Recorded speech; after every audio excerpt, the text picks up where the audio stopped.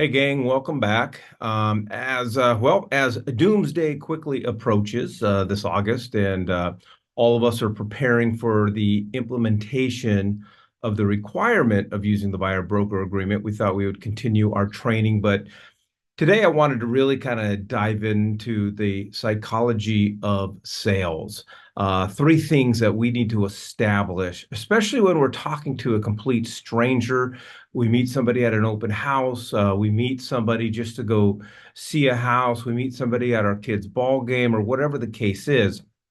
There's a difference between having a buyer broker agreement discussion with somebody from our SOI, somebody that we know really well, a past client, as opposed to somebody we haven't really established that rapport yet with. And so that's what we wanted to talk about today.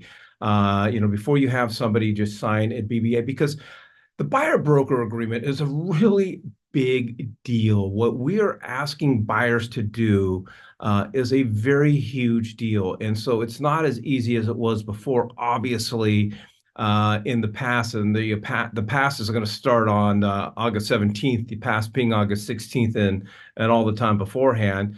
As you know, typically sellers paid our commissions and buyers can shop around agents, and it just didn't really matter to the buyer because in almost every case, and not every case, but in almost every case, the seller was going to be on the hook to pay the commission, and now the buyer is going to be on the hook possibly to pay that commission. So today I want to talk about trust, relatability, and what differentiates you as an agent. And really everything today is really talking about our discussion with buyers in regards to getting them prepared to sign a buyer broker agreement with you. So I want to talk about trust. Establishing trust in sales, as you know, is crucial for building long-term relationships and ensuring customer satisfaction. Trust is everything. I always maintain one of the challenges for those of us that have ever worked internet leads, whether they're realtor.com leads, Zillow leads, OHO leads, OpCity leads, it didn't really matter. It was one of the toughest things that we had to do because we know that people buy from those that they trust. We had a very short period of time to build that trust, to get that person to want to see the house with us. And it's a very difficult thing when you're talking with a stranger over the phone. That person was on Zillow, didn't realize they're going to be talking to an agent, and so it was a very difficult process. And that's why doing internet leads wasn't necessarily for the faint of heart. And those that excelled, obviously they got some incredible trust building skills. So I want to talk about a couple things when it comes down to building trust, especially when we are discussing the buyer broker agreement. It's imperative that we are transparent. And remember what I said earlier, and one of the things that we've learned in sales is people buy from those that they trust. And that's why it's so important when you go buy a car. That's what that car salesperson is trying to do, is trying to build that trust with you. And they're highly trained for it. Or if you're going on a timeshare presentation, they're highly trained for it. But these are some of the things that they're trying to do. But it's critical at this point. We need to be transparent. We need to be able to clearly articulate and explain what is going on with the Department of Justice lawsuit against the National Association of Realtors, really without getting into details. At this point, it doesn't really matter. If you look back at a previous training, we talked about the dangers buyers face, and I'd highly recommend you going back and watching that training, because these are the dangers that I'm explaining to my client that now have surfaced for buyers, especially if they sign a buyer broker agreement with an agent that they don't know very well and don't have a strong relationship. But it's important that we're not only transparent about what's going on, but it's critical that we are transparent with how we get paid and what that process is, and the fact that we're still going to try to get the seller to pay. However, that co-broke, that percentage, that compensation can't be marketed anywhere. So we're obviously going to be trying to negotiate that prior to writing a contract. And so letting them know about the process, just be transparent. This is what's going on. Be transparent. This is how I make my money. I'm not a 501c3. Be transparent. In some situations, if you still opt to write a contract on a house that the seller is not willing to pay a commission, you, as Mr. and Mrs. Buyer, might be having to pay me a commission.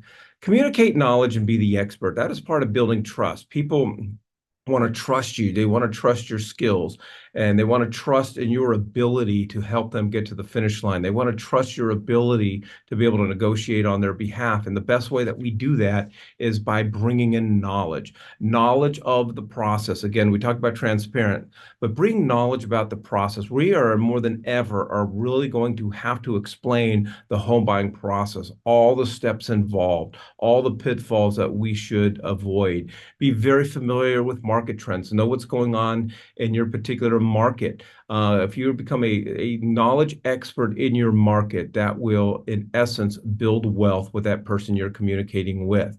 Make sure that you connect on a personal level. This is huge. Sometimes we just jump from that personal touch and go right into the business side of thing. We are thinking from the get-go, my goal is to have them sign a buyer broker agreement. And oftentimes we overlook that relationship building aspect of what we're doing right now. So connect on a personal level. Be anecdotal. Ask them a lot of questions. Understand what they're going through. Be willing to share your personal experiences and even get personal.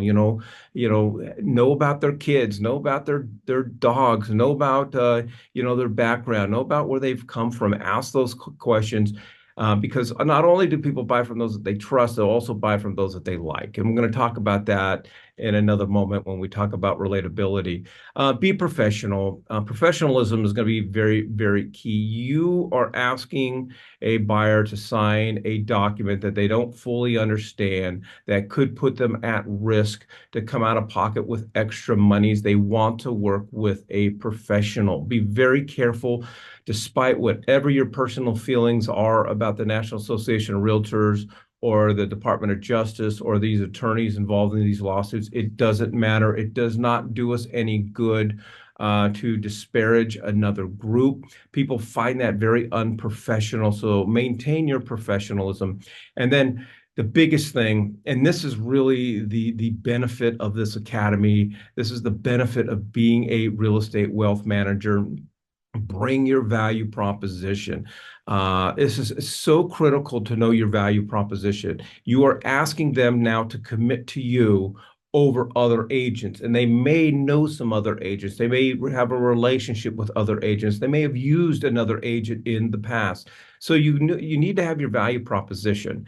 And being a real estate wealth manager is obviously our biggest value proposition. We're not only here to help you transact, we're not only here to help you acquire a home, but we're here to help you acquire just your next home. If it's your first home, this is going to be your first of many homes, and we are going to put you on the path through our real estate 401k program. This is their second or third home that they're acquiring.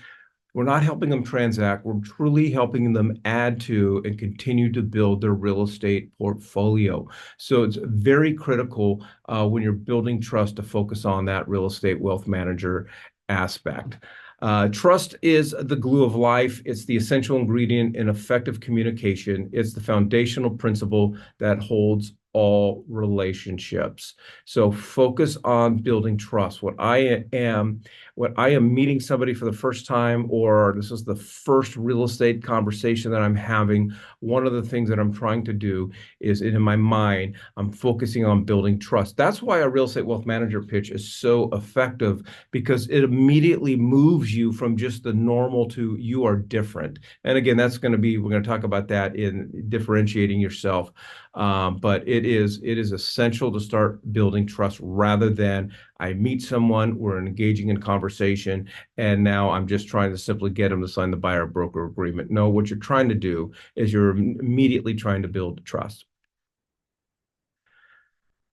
All right, we're going to talk about relatability. Being relatable in sales involves connecting with customers on a personal level, which we kind of talked about, which can significantly enhance the effectiveness of your sales efforts.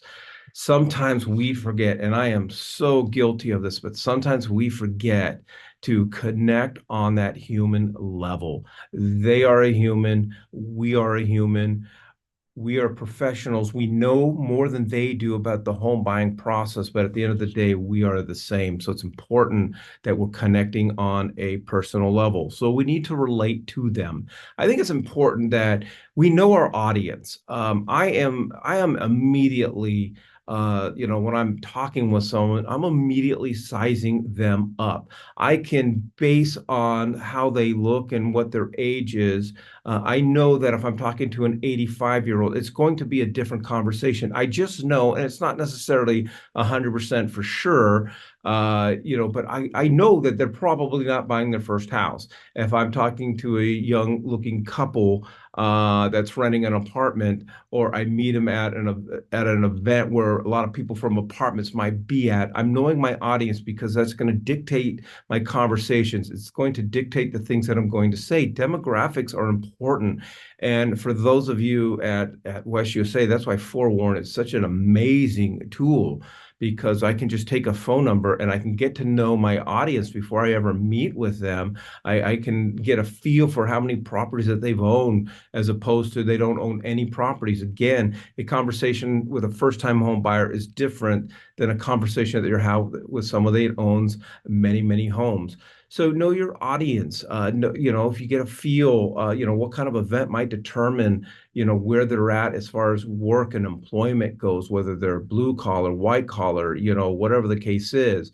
Or if you're doing an event in a very affluent neighborhood, and we're not trying to disparage or judge or pigeonhole or stereotype anyone, but I can know my audience, and then because I want to relate to them. Is the last thing that you'd want to do is sit down with someone who owns six homes. You don't know that they own six homes, and you are now talking to them like they're a first-time home buyer, and we're going to help you buy six homes in the next 10 years using $100,000 worth of cash. Knowing your audience might divert that conversation, that presentation, and you might have to modify that presentation. But one of the best ways to get to know people is to ask questions. We know from the book How to Win Friends and Influence Others. People love to talk, and if you've never read that book by Dale Carnegie, highly, highly recommend it. One of the greatest sales book I personally think ever written. I've made my kids read it, even though that they're teenagers, because it's such a great book in establishing relatability and establishing trust and that instant relationship. But it's very important that you're asking questions. Ask a lot of questions. The more questions that you have, the more comfortable that they're going to feel with you, the more that they're going to trust you, the longer that conversation is going to go, and the more likely they are to engage more in you and get you to that point where they might want to sign that buyer broker agreement. But it also is going to give you that opportunity to get to know what their needs are, what their wants are, what their goals are, their motives are. I love that question. Before I get into asking questions about what type of home they're looking for, how many bedrooms are they looking for, what neighborhood are they looking for, I want to know their motives. I want to know what their goals are, because oftentimes those two don't compute. What they think they're looking for or what they're saying that they're looking for doesn't all the time meet up with what their goals are. And I love to focus on the goals. I love this. This is one of my favorites, something that I've just been talking about for years and years and years. Storify your pitch. This is why it's so important to know your audience.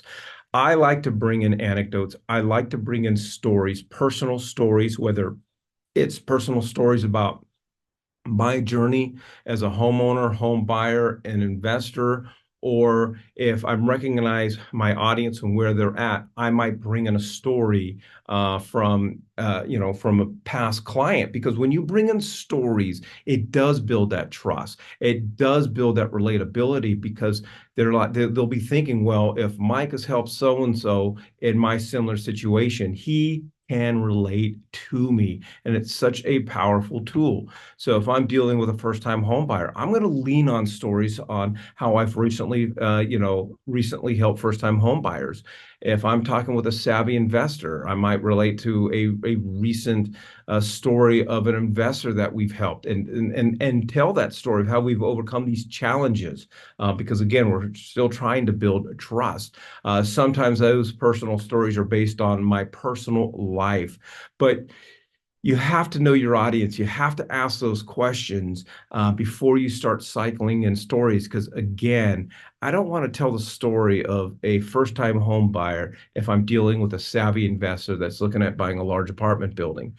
Going back to the buyer broker agreement and going back to everything that's going on, just simplify the process. Don't go into the weeds. You don't need to go into the history. Here are the facts. The facts of the case is prior to last year, the National Association of Realtors had a requirement in their policies that would not permit us to put a house in the MLS without offering some sort of co-broke. They're being forcing sellers to pay buyers agents. Yes, it could have been $1, but nonetheless, that is how the Department of Justice looked at it. And so they didn't think that it's fair. And so now they're lifting that requirement from sellers, putting that onus on the buyers to possibly have to pay for their agent. It doesn't mean that the seller can't, doesn't mean the seller won't pay a co-broke, but they can't market it on the MLS. And the only way that I can find out is if you're interested in home A, I've now got to reach out to that agent and find out if there is compensation on the table. And that's what I'm going to do for you. But the only way that I can do it is by having you sign a buyer broker agreement. Because again, and I should have brought this out in the very beginning, one of the policies that we have from the National Association of Realtors, we're not going to even be able to show homes without a buyer broker agreement in place or a similar type document. I know the state of Arizona is working on a second document that has less teeth than the buyer broker agreement. I can't speak to your particular state, so definitely pay attention and spend time communicating with your particular broker. But simplify the process. This is where we've come from, why we're in this predicament, and where we're at. The danger of that buyer broker agreement, the reason you want to use me is because I am going to negotiate. I know how to negotiate, and I'm going to have the best odds of getting that seller to pay a co-broke. And that really is my pitch, and simplify the process. Focus on expressing gratitude. I'm trying to be very, very grateful. They have now given 5 minutes of their time to you to hear you out, to have this conversation. I want people to feel, I want them to understand how grateful I am for their time. So, John and Susie, I just want to thank you for the last 5 minutes. It's been an incredible experience getting to know you, getting to know your goals, and so forth. I just want to let you know how much I appreciate that. Express patience. People are not going to understand this maybe right off the bat. They're not necessarily going to want to. We're not going to have 100% conversions from first meeting to the buyer broker agreement. So we can't get frustrated. We can't get impatient whatsoever. We have to understand that this is a big deal. This is a big commitment. If they sign this buyer broker agreement with you, they are foregoing the services of all they are foregoing services of all other agents and committing to work with you. So they may not want to sign it on day one. So make sure that you have them in your CRM system. Make sure your cadence is at a high frequency, and make sure that you're following up with them. So just be patient. The last thing you want to do is show impatience if they're not willing to sign it right on the spot. So we talked about trust. We talked about relatability. I want to end on the relatability as far as leaders must close enough to relate to others. Or I should say, leaders must be close enough to relate to others, but far enough ahead to motivate them. This is a great quote for what we do by John Maxwell. All right, our differentiator. So differentiating yourself in sales is essential to standing out in a competitive market. This, again, is one of the biggest advantages that you have by being a real estate wealth manager, being part of this real estate wealth management academy, because you are different from every other agent out there, and you have access to the training and the tools to be able to articulate and express what makes you different.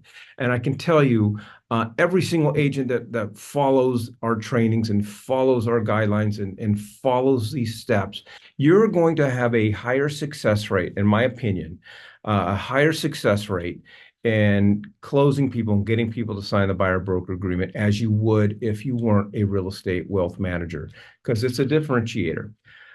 Leverage your unique selling proposition. You are not talking to a realtor. I even tell people, I got great news for you. You're not even talking to an agent. You're not talking to a realtor. You kind of are, but really who you're talking to is a real estate wealth manager. And let me go through my unique selling proposition. Let me go through how we analyze properties based on cap rates and 5-year performance and our ability to research zip codes, our ability to negotiate. Here's our negotiating strategies. Here's how we negotiate the sale. Here and now we're gonna have to, now we're gonna have to really explain how we're going to negotiate commissions. What is going to be the process? You're going to send over 5 homes that you want to see. This is what I'm going to be doing. I'm going to be either having to get on the phone or texting that agent to see whether the seller is willing to pay a co-broke. And if they're not willing to pay a co-broke, Mr. and Mrs. Buyer, what do you want to do? We could still go look at the house, and we definitely can write an offer on it, but you now will have to pay the commission. And so I'm going to leave the decision up to them. Um, and leverage your knowledge above all others. Mr. and Mrs. Buyer, I can guarantee you, no one else you're going to be talking to is going to talk to you like this and is going to have these types of strategies. No other agent that you are talking to is truly trying to not only trying to help you build wealth in real estate, but more importantly, has a plan and has a specific strategy. Now, all of a sudden, the conversation is completely different from any other conversation that they're having with someone. So then contrast your brand as a real estate wealth manager based agent. I have real estate wealth manager on my business cards, on my signature lines. Anywhere that my brand is as an individual agent, I'm branding myself as a real estate wealth manager. I personally, I don't even necessarily care about the name of our team. I don't care whether my clients know what the name of the team is. I don't care whether they know the name of the brokerage. It's not that important. I want them to know me as their real estate wealth manager. And then the other differentiator, creative solutions, kind of going back to how we're going to negotiate commissions. Be very creative with that and be very strategic on how you're going to be doing that and be able to articulate it. So what we're going to try to do is we're going to try to be very creative. We're going to find out at that given day what lenders are willing to do and so forth. So be creative. And then one of the biggest things that I explain to my clients, you don't hire me because you like me. You hire me because I know how to negotiate, and you hire me because if something goes wrong, I can help you solve that problem. We have for Ryan and I personally, we have very, very, very few deals that ever fall out of escrow because when there are problems, we get ahead of those problems and we are able to strategize and figure out how we can overcome those problems. And so one of the things I'm always explaining to my clients is one of the reasons you're hiring me, not because if the transaction goes smooth, goes off without a hitch, at the end of the day, you really didn't need me. But all of us can agree that that doesn't happen very often, if ever. And so you're hiring me because of my problem solving skills. And so now I want them to view me as someone different than any other agent that they've ever spoken with. Life isn't about finding yourself. Life is about creating yourself. So create that brand, differentiate yourself. So we're building trust, we're being relatable, and we're differentiating ourselves. Oftentimes, we've got a very, very short period of time in which to do it. Sometimes it'll take a little bit of time.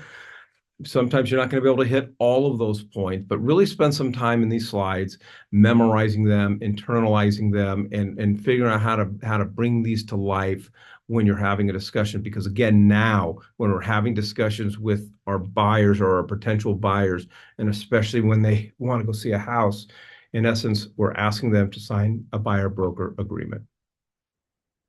As always, if you got any questions and want to run some stuff by us, this is our contact information. Please feel free to email us at any time. Appreciate you joining me, and go out and build some wealth.